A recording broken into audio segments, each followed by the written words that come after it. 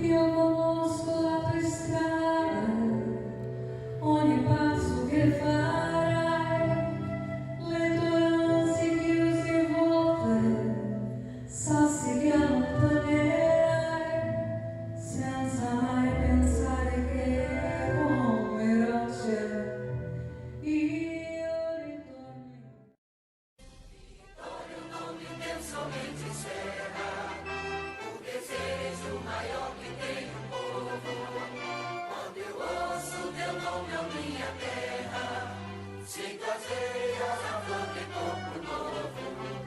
Entre as tuas irmãs de maior glória, apareces visões sobre a ceia, escrevendo um capítulo da história de nossa amada terra brasileira.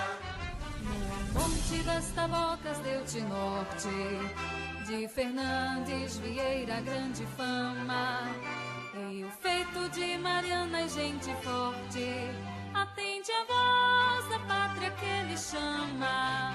Entre as tuas irmãs de maior glória, apareces visões sobre a ceia, escrevendo um capítulo da história de nossa amada terra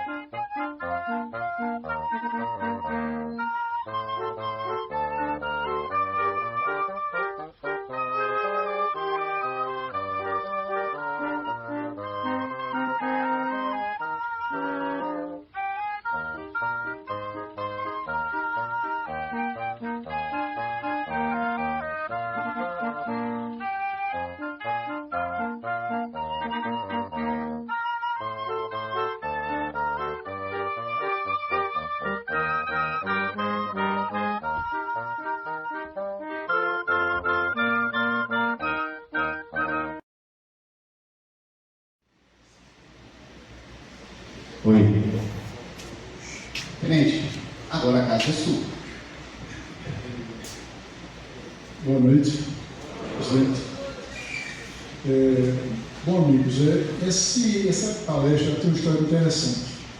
Eu desenvolvi um trabalho aqui de colaboração com o Instituto em relação ao acervo bélico que tinha aqui, e fiz um trabalho, cataloguei o armamento, e na minha última vinda aqui no Instituto, o professor Pedro Ferreira me chamou e disse: Denis, vamos fazer uma palestra, né, na atividade que vai ter no Instituto. E eu falei: professor, veja bem, esse ano estamos completando 80 anos do envio das tropas brasileiras para combater na Segunda Guerra Mundial. É uma data importante.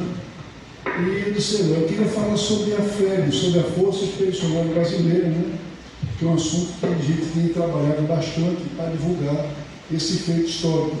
Aí ele falou: vamos falar sobre a FEB, mas vamos falar também sobre o Monte das Tabocas. Isso é muito complicado, porque são 300 anos de diferença.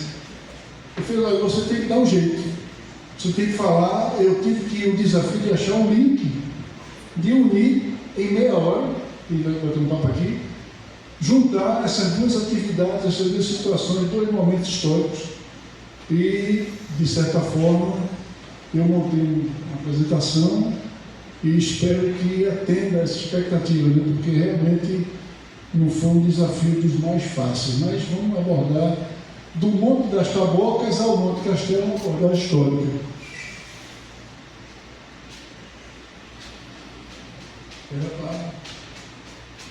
Isso. Vamos seguir um pequeno sumário, né, para a gente também se guiar. Inicialmente, uma introdução. Se o pessoal quiser olhar, eu subi aqui, acho que tem algumas coisas interessantes que... primeiro, eu vou falar sobre a terra de heróis. Eu considero Vitória uma terra de heróis. Vou explicar a vocês por quê. A importância de Tabocas e Monte Castelo Vou falar inicialmente sobre o conflito mundial, a Segunda Guerra Mundial. O Brasil entra na guerra, falar sobre a Força Expedicionária Brasileira e concluir com algumas imagens. Uma terra de heróis. Interessante que nas minhas pesquisas eu sempre foquei muito na Batalha do Monte das Tabocas, porque falam que comprovadamente o exército nasceu em Guararapes, né? A pátria nasceu aqui, diz que isso é uma verdade, mas Guararapes não existia se não tivesse tido Tabocas. Então, assim, quem estuda Guararapes, estuda Tabocas dentro da Vitória de Santo Antônio. E Vitória de Santo Antônio, ela participou ativamente de 3 momentos históricos importantes, militarmente falando. Primeiro, o tópico que eu falo foi no século XVII, na Insurreição Pernambucana. Onde a gente teve uma participação ativa na questão da Batalha do Monte das Tabocas, né? Que foi a primeira grande derrota do invasor holandês em Pernambuco. Ele já tinha sido expulso da Bahia, né? Enfim, então, para ser bem resumido, ele veio para aqui e em Tabocas ele levou uma grande derrota. Isso aí é uma coisa importante, né? Onde se exalta a figura do grande guerreiro Antônio Dias Cardoso. Então, primeiro a participação da questão da Terra de Heróis.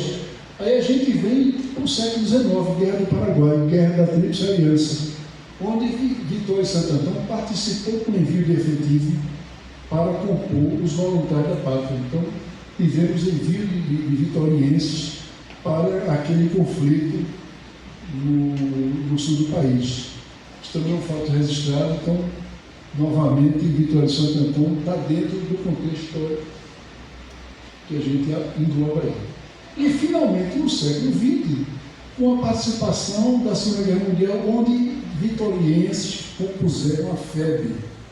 Tivemos cidadãos de Vitória que foram para a Itália e combateram pela luta pela democracia, toda aquela história. Tivemos a participação também de cidadãos vitorienses.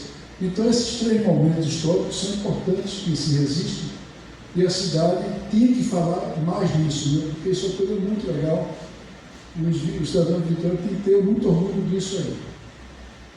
A importância de Tabocas, eu vou falar aqui o que vocês já estão cansados de saber, que é fala, que é exaltado, inclusive no hino da cidade, que como, em 3 de agosto de 45, a Batalha das Tabocas foi um embrião, um estopim de toda aquela questão da expulsão dos holandeses. Então, Guararapes começa aqui. Então, a gente tem essa primeiro detalhe, né? A questão interessante é que as táticas que foram usadas aqui nas Tabocas foi uma coisa mais ou menos inédita para os holandeses, que enquanto que o holandês ele usava o método de combate tradicional europeu, aqueles foram dominados pela questão da guerrilha. Para vocês terem ideia, o Antônio Dias Cardoso é o patrono das forças especiais do Exército Brasileiro. Assim, eu sempre estava comentando com o professor, antes da palestra, que eu acho a menos justiça a classificação, isso é minha opinião, né, de Antônio Dias Cardoso no rol dos heróis. Eles têm 4 heróis, para mim teria que ter 5, ele teria que ser um deles, pela importância dele nessa questão toda. Mas aí é uma situação para estudo, né? Mas assim, a gente usando técnico de guerrilha, nós derrotamos um exército muito mais numeroso, experiente. Para vocês terem ideia, a tropa que compunha a Companhia das Ilhas Ocidentais era considerada na época o exército mais poderoso da Europa.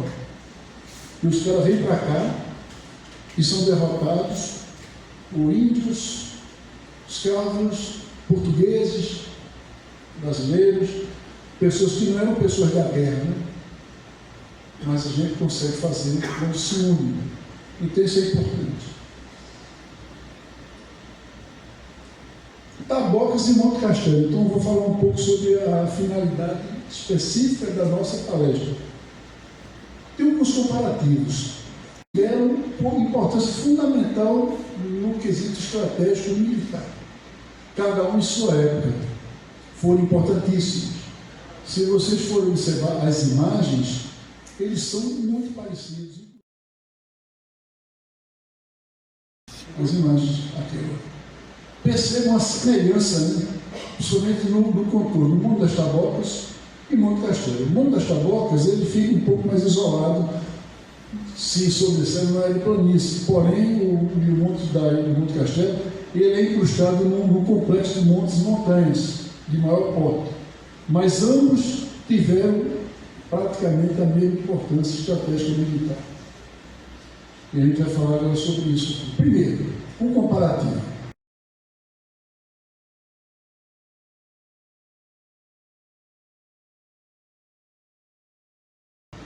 Situação de combate. Tabocas a gente está numa situação defensiva. Por quê? Porque nós defendemos o local e o inimigo estava tentando dominá-lo. Então nós estávamos nos defendendo. Em Castelo foi o contrário. O inimigo estava no morro e nós tínhamos que tomar a posição para poder dar prosseguimento ao avanço aliado pela Itália em direção à Alemanha. Então essa é a situação. Efetivo do inimigo, muito parecido. Tanto em Tabocas como em Castelo, o inimigo era muito superior em termos de efetivo. Enquanto que aqui em Tabocas praticamente era 4-1 o atacante, em Castelo o efetivo que estava atacando o morro era um batalhão, talvez um batalhão, um regimento, e a gente estava lutando contra uma divisão inteira. Então, assim, era praticamente 4-5 vezes o efetivo, comparando entre as duas situações. Capacidade do inimigo em duas era muito alta. O inimigo aqui em Tabocas, como eu falei inicialmente, era o melhor exército da Europa. Extremamente preparado, muito equipado. Praticamente todos estavam armados de arcabuzes, arma de fogo.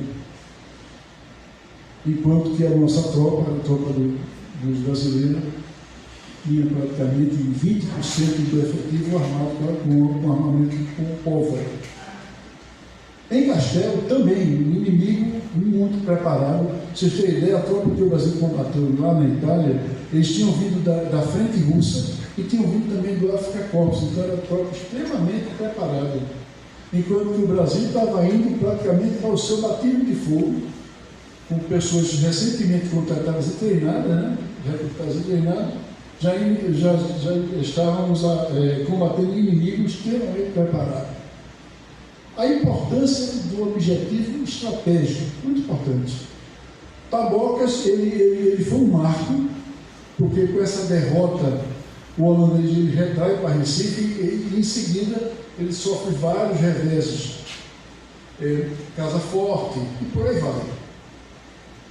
Em Castelo, esse morro, Monte Castelo, precisava ser conquistado para poder abrir a frente, de modo que a tropa seguisse em direção à Alemanha. A guerra estava no final, ainda estava muito forte. Então, era fundamental a conquista do Monte Castelo. Não foi o Brasil somente, tivemos também outras tropas. O americano estava ao lado, mas aquela passagemzinha daquele morro, Monte Castelo, que é tão falado, foi de fundamental importância. Tática empregada. Enquanto aqui em Tabocas nós usamos tática de guerrilha, com apoio de infantaria, em Castelo era ataque frontal com apoio de artilharia. Vocês têm ideia, em Castelo, o inimigo ele atirava com canhão diretamente no soldado para não subir. Tiveram vários combatentes brasileiros que foram extraviados, os corpos nunca foram encontrados. Então foi assim, uma extrema violência que a gente conquista esse objetivo. O resultado final foi vitória nos dois embates. Então esse comparativo aí a gente traça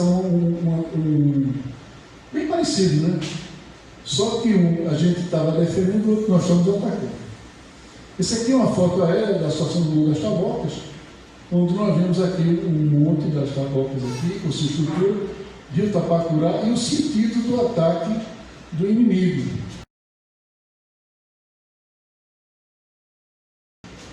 No Castelo era o contrário, o alemão estava aqui, encastelado aqui, pelo meio parecido, mas ele estava cá, e o nosso efetivo estava subindo para atacar.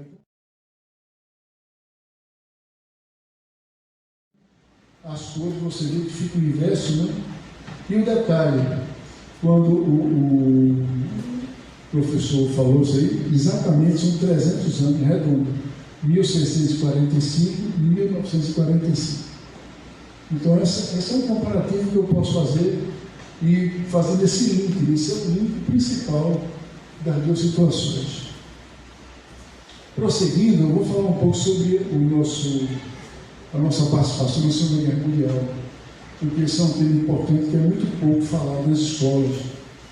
E a gente faz questão de exaltar, porque faz uns 80 anos que foi enviado tropa brasileira para lutar na Itália. Essa Segunda Guerra Mundial ela começou em 1939, né, quando a Alemanha resolve invadir a França, Polônia, França, e declara a guerra contra a Inglaterra. Coisa muito simples de explicar, embora seja complexa. Tem esse mapa que mostra aproximadamente o que está em vermelho é o domínio do eixo, né? Praticamente aqui era a Itália e a Alemanha dominando toda a Europa. O restante dos países que não estavam ainda dominados por eles. O Brasil entrou na guerra depois de sofrer uma série de ataques. Nós sofremos vários ataques. Quando o Brasil resolve, no momento anterior, a ficar ao lado dos aliados, o Brasil tinha uma posição neutra. Ele tanto era parceiro comercial dos alemães, como era parceiro comercial dos americanos. Mas aí, por uma questão que decidiu ficar do parceiro americano, o alemão, em consequência, passou a atacar os navios brasileiros na nossa praia. Tivemos um total de 1.081 mortos nesse ataque de navio, de submarino. Com esses ataques, o Brasil declarou guerra.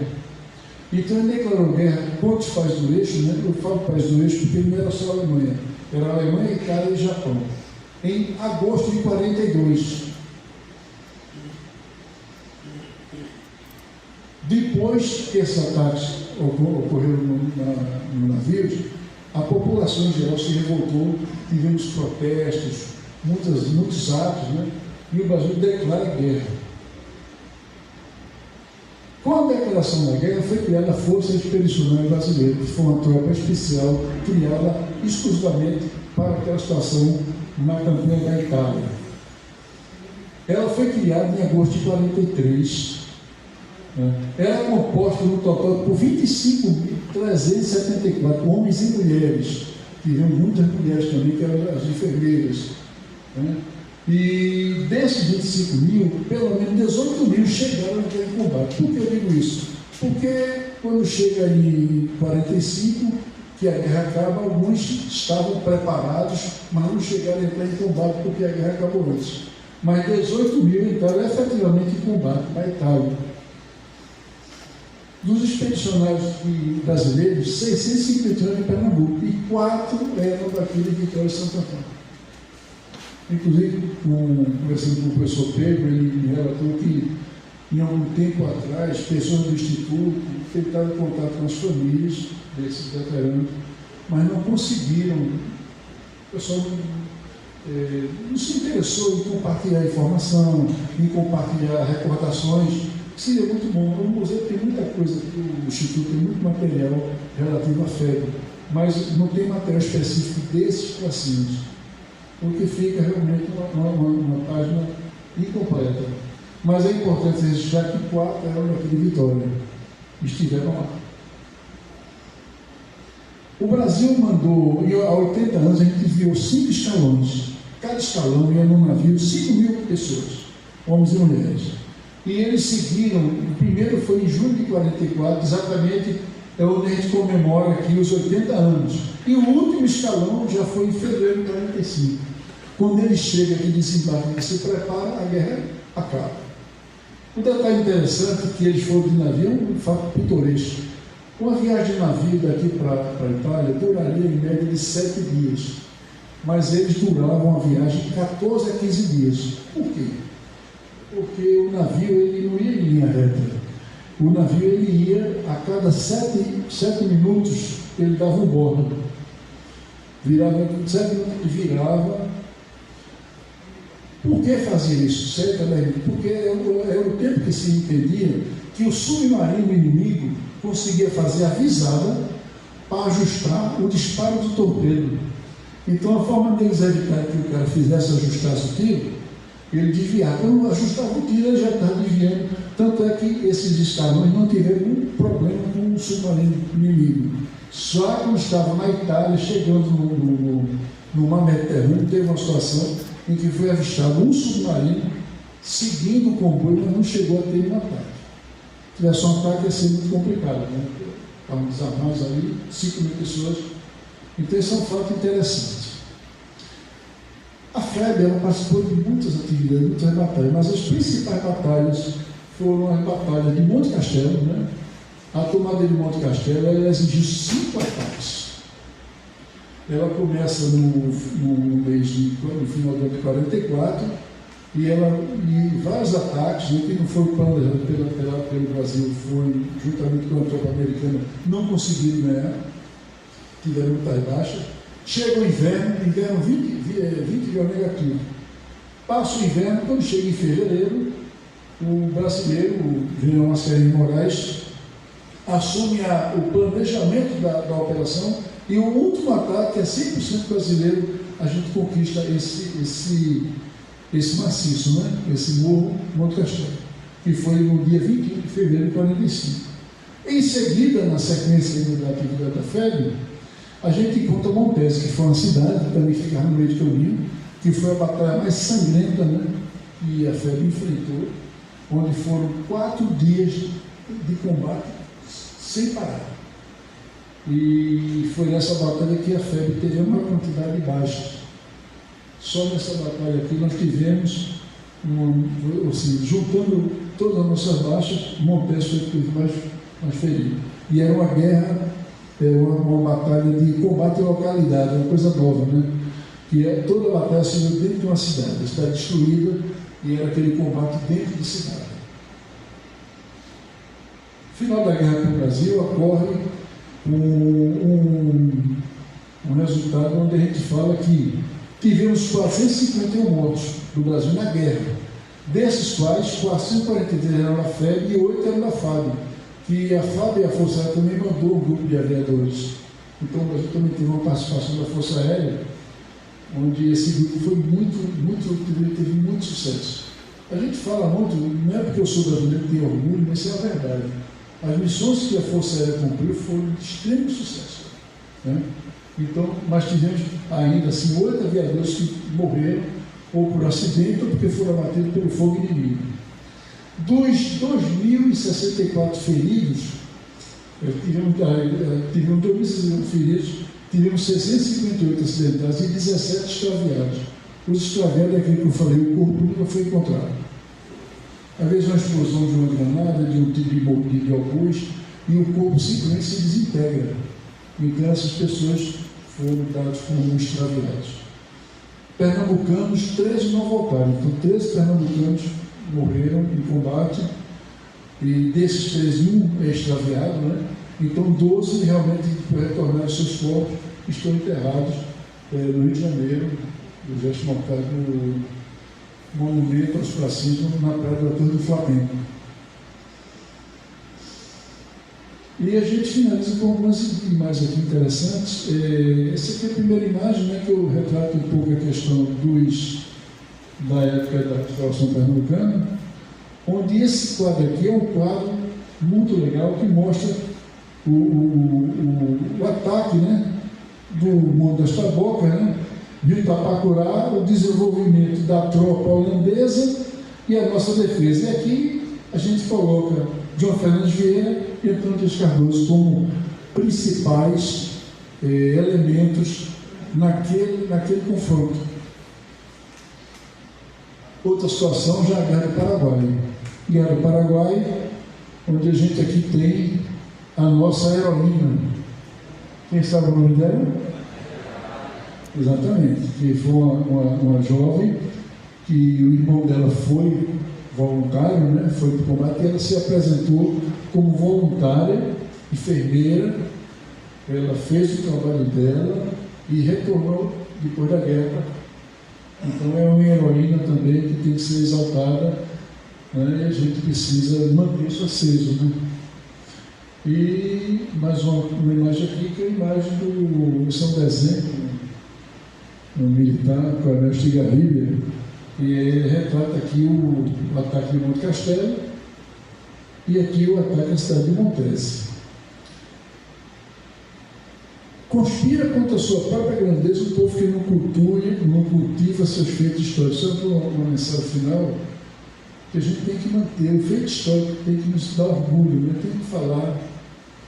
O pessoal do tiro de guerra, gosto muito de falar com esse pessoal, porque eles vão ser cidadãos vitorienses e têm a missão de passar para frente para as outras gerações. É falar com um colega, é exaltar isso aí. Temos que ter orgulho de tudo que a gente fez. Eu espero ter conseguido dar um pouco de mensagem para vocês sobre esse tema. É um tema muito complexo, eu falei meia hora. 300 anos de distância realmente não é muito fácil, mas é um tema que merece, viu, comandante, de travar mais isso aí, porque Monte Castelo e Itabocas tem tudo a ver, por conta até de situação geográfica, importância, situação de combate, tudo está muito parecido. E o professor Ferreira, quando ele, não sei nem se ele pensou nisso, esse desafio, mas tem tudo a ver com o desafio que ele passou, e eu preparei isso com muito carinho para vocês. Queria agradecer, primeiramente, ao professor, que está ausente, ao senhor vice-presidente, ao Jones, que é um incentivador, está sempre me incentivando aí, e estamos sempre em contato, e agradecer a presença de todos vocês. Boa noite. Obrigado.